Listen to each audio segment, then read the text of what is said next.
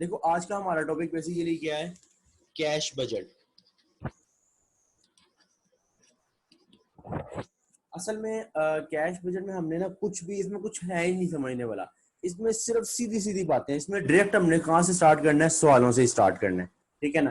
देखो पैसा होता है ना, कैश अकाउंटिंग हमने पढ़ ली हुई है कि कैश अकाउंटिंग क्या कहती है कि भाई अगर कोई ट्रांजेक्शन हुई है तो ट्रांजेक्शन पे बेस ना करो, आप ये बेस करो पैसा आया है या नहीं आया। बस पैसा आया या गया ये देखो, ये ना देखो कि ट्रांजेक्शन हुई है। जैसे सेल हो गई है पैसा नहीं आया, इसको आप सेल नहीं लिख सकते जब तक पैसा नहीं आएगा। तो क्या जो ये वाला न्यूमेरिकल टॉपिक है, इस न्यूमेरिकल टॉपिक में जस्ट हमने क्या करना है, जस्ट एक सिनेरियो दिया होगा, उस सिनेरियो के मुताबिक बताना है कि इस महीने में पैसा कितना मिला या इस महीने में कितना पैसा गया।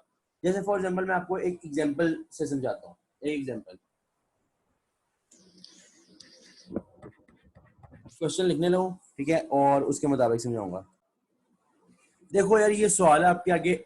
उसने आपको कहा कि उसने एक बजट दिया कि बजट मतलब उन्हें कैश बताया कि हमने क्रेडिट सेल करते हैं, अप्रैल में 40,000 की हुई, मई में 30, जून में 20 और जुलाई में 25। डेट कलेक्शन की स्कीम ये है कि करंट मंथ सेल का 20% उसी मंथ में, मतलब करंट मंथ सेल का कितना हिस्सा उसी साल उसी महीने में मिल जाता है, 20%। जैसे अगर फॉर एग्जाम्पल 40,000 अप्रैल में हुई है सेल, तो अप्रैल की सेल का 20% अप्रैल में ही मिल जाएगा, कैश आ जाएगा। कैश अकाउंटिंग अब सारे का सारा 40,000 तो नहीं लिखेगी सेल, वो उतना लिखेगी जितना मतलब कि सेल उसको मिलेगी।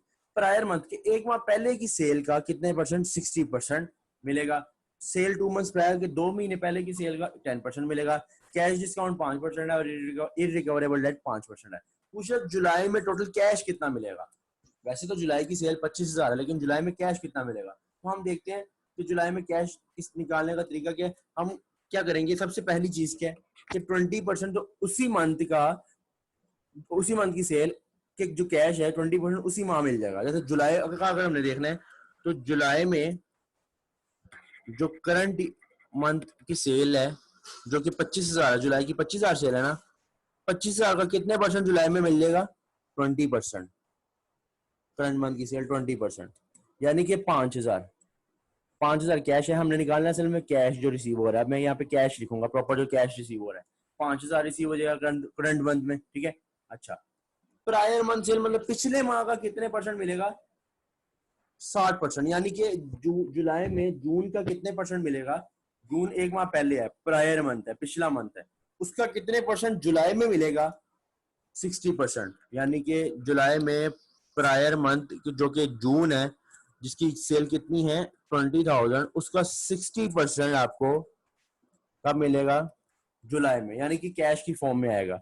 ये कितना आ गया, 12,000 कैश जुलाई जून का मिला। ठीक है। सेल्स 2 मंथ प्रायर, 2 महीने पहले, जुलाई के लिए 2 महीने पहले कौन सा मंथ है, मई। मई की सेल कितनी है, 30,000। 30,000 का कितने परसेंट, 10% जो है ना मिलेगा जुलाई में। सेल्स 2 मंथ्स प्रायर, 30,000 का 10% जो कितना है, 3,000। 3,000 कब मिलेगा, जुलाई में। ये सारे मैं जो आगे लिख रहा हूँ कैश लिख रहा हूँ। ठीक है ना। यहाँ तक तो हमारे सेल के पैसे हो गए पूरे। अभी कैश डिस्काउंट इरिकवरेबल को छोड़ते हैं, इसको देखते हैं कितने हो गए जनाब, ये हो गए 20,000। ठीक है ना। अब क्या सीन है, अब देखो मेरी एक बात सुनो। Cash discount taken,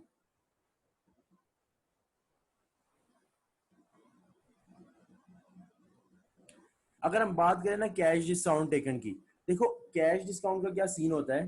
cash discount का सीन ये होता है कि अगर हम बात करें कि सेल हो गई, ठीक है ना, सेल हो गई है, लेकिन कैश डिस्काउंट कब मिलता है, कैश डिस्काउंट मिलता है सेल होने के बाद, अरसे बाद। यहाँ पे हमने ना इस चीज को देखना है, कैश डिस्काउंट की दो कंडीशंस हो सकती हैं।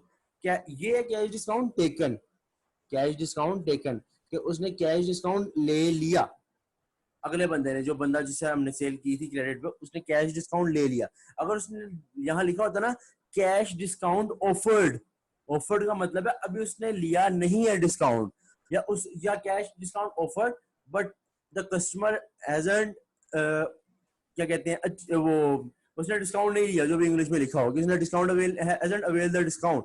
तो फिर क्या होगा, फिर आपने इस 5% को इग्नोर कर देना था। किस सूरत में, कि अगर उसने लिखा होता कि कैश डिस्काउंट ऑफर्ड ठीक है, लेकिन बट नॉट अवेल्ड, यहाँ लिखा हुआ कैश डिस्काउंट टेकन, कि उसने अगले ने ले लिया। तो अगर उस अगले ने 5% डिस्काउंट ले लिया, अगर अगले ने 5% डिस्काउंट ले लिया, तो इसका मतलब क्या हुआ कि अगले ने हमें पैसे नहीं दिए। अगर हमने पैसे नहीं दिए तो क्या कैश, अगर पैसे नहीं आ रहे, कैश अकाउंटिंग क्या हमें कहेगी कि हम ये वाला 5% लिख सकें कैश की सूरत में? कैश अकाउंटिंग तो कहेगी पैसे तो आए नहीं, तो भाई नहीं लिख सकते। तो याद रखना, अगर कैश डिस्काउंट टेकन हो ना, तो ये जरूर याद रखना, उस वक्त क्या होगा कि आपको माइनस करना पड़ेगा, क्योंकि आपको पैसे नहीं ना मिले, आपको पैसे ही नहीं मिले, तो उसको इग्नोर करो। ठीक है, तो देखते हैं भाई।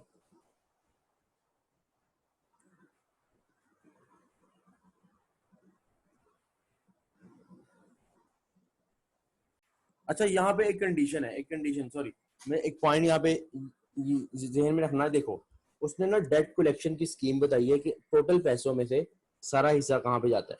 ये अगर हम टोटल पैसे, जैसे फॉर एग्जाम्पल किसी मंथ में अगर पैसे मिलने हैं तो वो टोटल इतने हैं, टोटल कितने हैं, इतने हैं, ठीक है ना।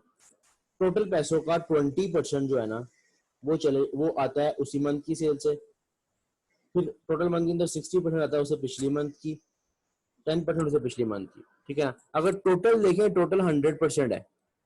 अगर हम इस सारे का टोटल देखें, 20, 60, 80, 80, 10, 90, 5 और 5 देखा जाए तो 5% कैश डिस्काउंट ऑलरेडी उसने 100 के अलग ही रखा हुआ है। मतलब कि 5% को हमने, मतलब असल में सेल 20,000 की नहीं हुई होगी, असल में सेल कुछ अमाउंट ज्यादा की हुई होगी, लेकिन उसने क्या कहा, उसने कहा 5% इन सारी अमाउंट्स में 5% कैश डिस्काउंट ले लिया गया। तो हम इस 20% को मजीद कम नहीं करेंगे, असल में सेल होगी कुछ ज्यादा, मे बी 22,000, मे बी, मतलब अंदाजे से बता रहा हूँ, उस पर 5% लग चुका हुआ है।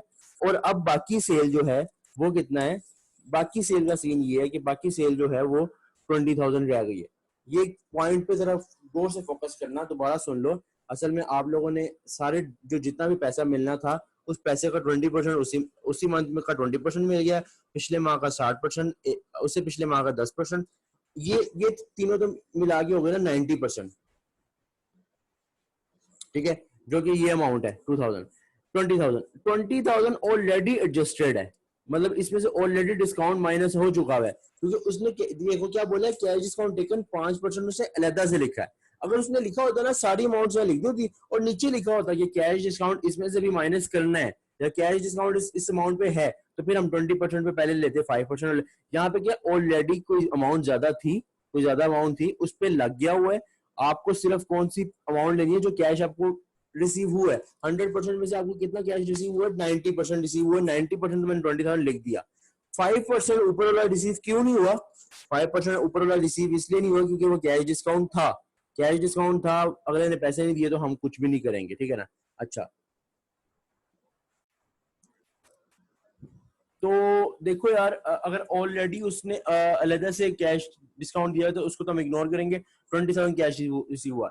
एक बात याद रखना, इरिकवरेबल डेट को ना, ये पॉइंट है, इरिकवरेबल डेट को जो है कैश बजट इग्नोर करता है, कैश इग्नोर करता है। ये इरिकवरेबल डेट आपको मिला ही नहीं है, तो इसको इग्नोर करना है। तो मैंने इसको भी इग्नोर किया और डिस्काउंट को इग्नोर किया, क्योंकि डिस्काउंट अलहदा से था, 20,000 के ऊपर था। मतलब कि अगर हो सकता है कि जो असल कैश मिलना होना था हमें, वो शायद 22,000 होता, लेकिन 5% डिस्काउंट की वजह से हमें कितना मिल रहा है, 20% मिल रहा है। तो कैश डिस्काउंट ऑलरेडी एडजस्ट हो चुका हुआ है, पहले का ही एडजस्ट हो चुका है, और इरिकवरेबल डेट को हमने वैसे ही इग्नोर करना है। तो हमें टोटल कैश असल में कितना रिसीव हुआ होगा, 20,000 का, जिसमें से डिस्काउंट माइनस हो चुका हुआ है पहले। इसका आंसर 20,000 है। चलो एक और सवाल करते हैं। देखो,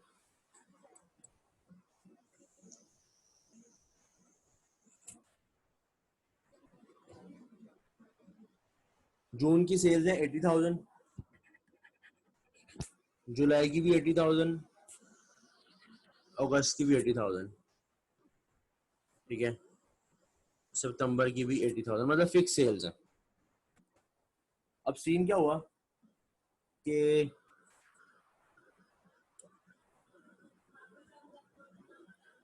उसने जो डेट कलेक्शन का जो स्कीम बताई ना, वही कुछ यूं थी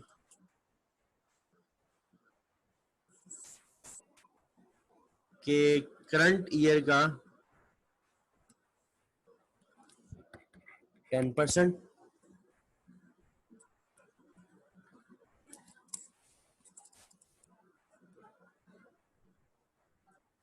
फॉलोइंग ईयर का 50% और 2 years आफ्टर का 30%।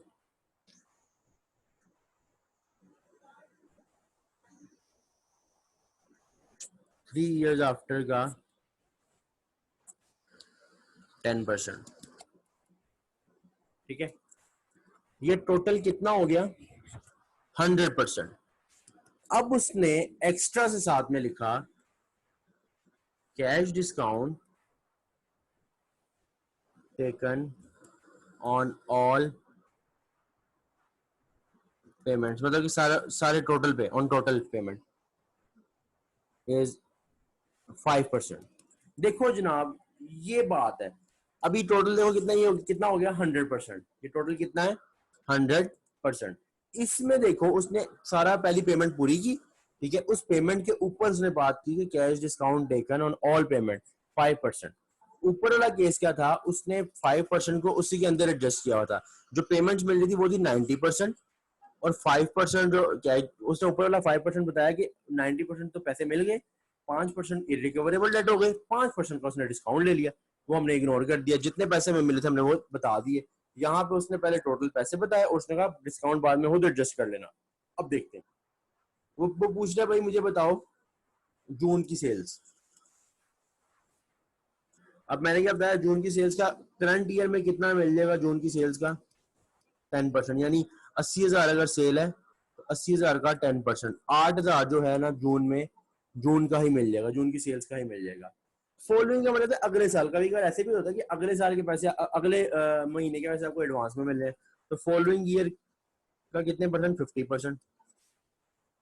फॉलोइंग ईयर में सेल तो 80,000 ही है, अगले महीने में उसका 50%, 40,000 आपको मिलेगा अगले महीने का, यानी जून से जुलाई का।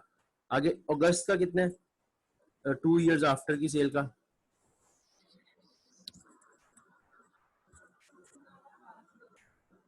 80,000 का 30%। ठीक है, 80,000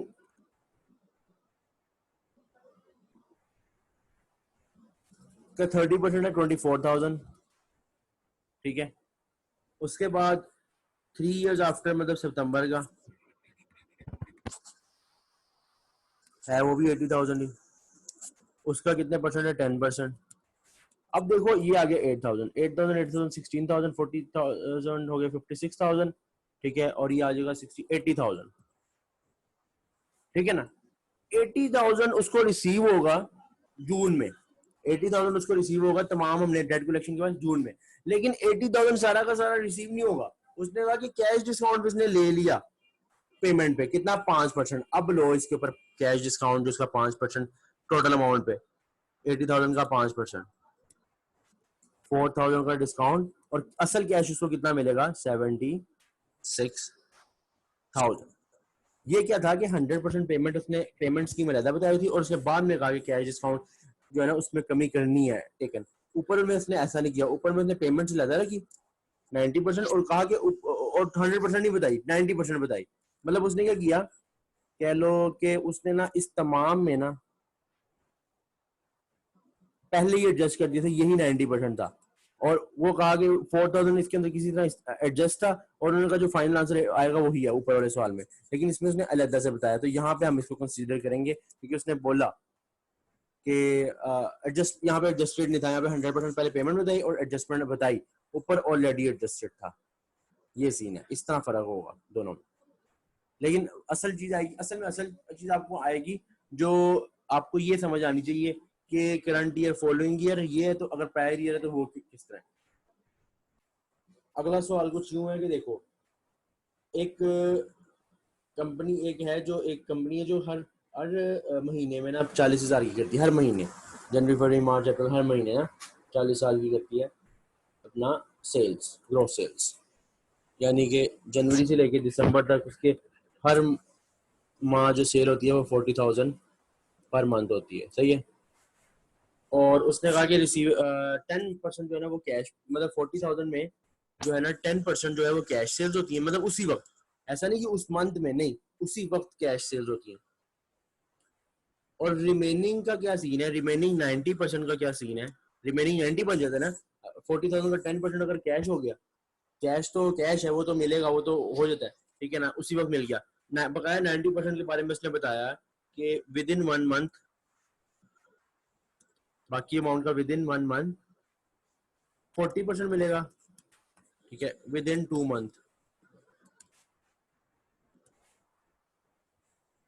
50% मिलेगा। देखो 100% पूरा हो गया, 10% कैश, 40% अगले माह, 50% अगले माह। जैसे 40,000 है ना, तो 40,000 का अगर हम बात देखें, अगर फॉर एग्जाम्पल हम जनवरी की सेल्स निकालते हैं, ठीक है, तो जनवरी में ही कैश उसको 4,000 का मिल जाएगा, ठीक है।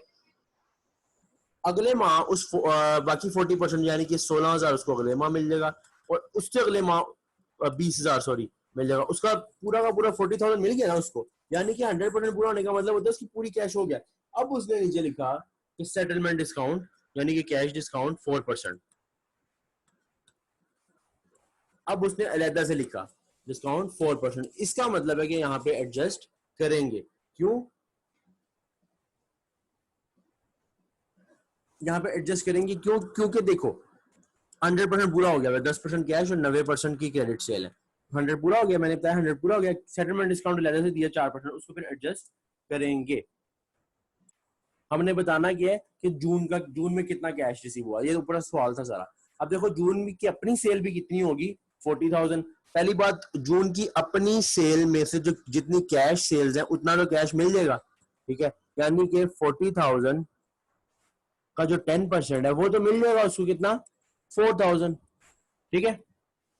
उसके बाद अगले माह उसको 40,000 का कितना मिलेगा नेक्स्ट मंथ, मतलब कि जुलाई में जून की सेल्स का कितना, जून के जो कैश नेक्स्ट मंथ उसका कितना मिलेगा।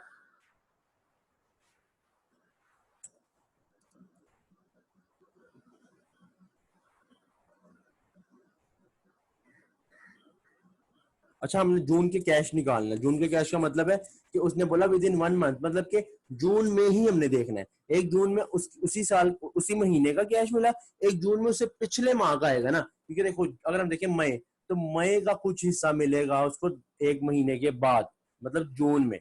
विद इन 1 मंथ का मतलब है कि अगर यहाँ पे हम मई की सेल होती है हमारे पास जो 40,000 ही है, 1 माह बाद जून होता है, विद इन 1 मंथ उसका 40% मिलेगा। तो मई की सेल का कितने परसेंट मिलेगा जून में, मई में भी 40,000 की सेल हुई थी, उसका कितने परसेंट मिलेगा, 40%, क्योंकि विद इन 1 मंथ है, 16,000। उससे पिछले के अप्रैल, अप्रैल की सेल का 2 महीने बाद भी तो कुछ अमाउंट मिलनी है, अप्रैल मई जून, मतलब जून में अप्रैल का कितना मिलेगा 50%, जो ये 2 मंथ्स आफ्टर लिखा हुआ है, अप्रैल की सेल्स का 50% है, तो वो भी 40,000, क्योंकि उसने कहा हर महीने ही 40,000 की सेल है, 50% जो कि 20,000 है। अगर हम देखें यहाँ पे हमारे पास 40,000 100% पूरा हो जाता है, ठीक है ना। अब उसने कहा कि इसके ऊपर सेटलमेंट डिस्काउंट या कैश डिस्काउंट है जो 4% जो उसने लिया, ठीक है ना, 40,000 पे है जो उसने अमाउंट ली, सही है।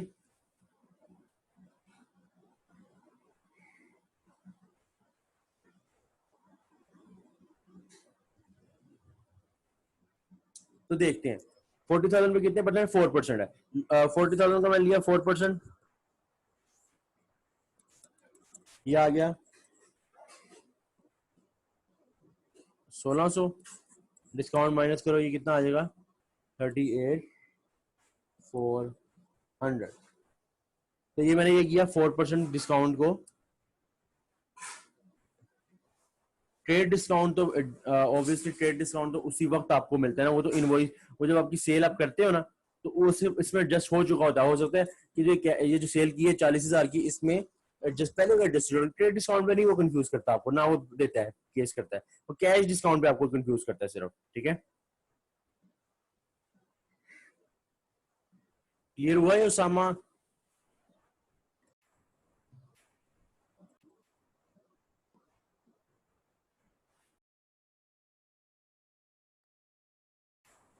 ये था हमारे पास कैश बजट के कुछ सवाल, अभी हम एमसीक्यू करेंगे बीपीपी के, उसमें हम इसको मजीद समझेंगे इंशाल्लाह, फिर हमारा ये टॉपिक भी क्लियर हो जाएगा। ये सिर्फ कैलकुलेशन वाला टॉपिक है। इंशाल्लाह ताला मिलते हैं नेक्स्ट वीडियो में, तब तक के लिए अल्लाह हाफिज़।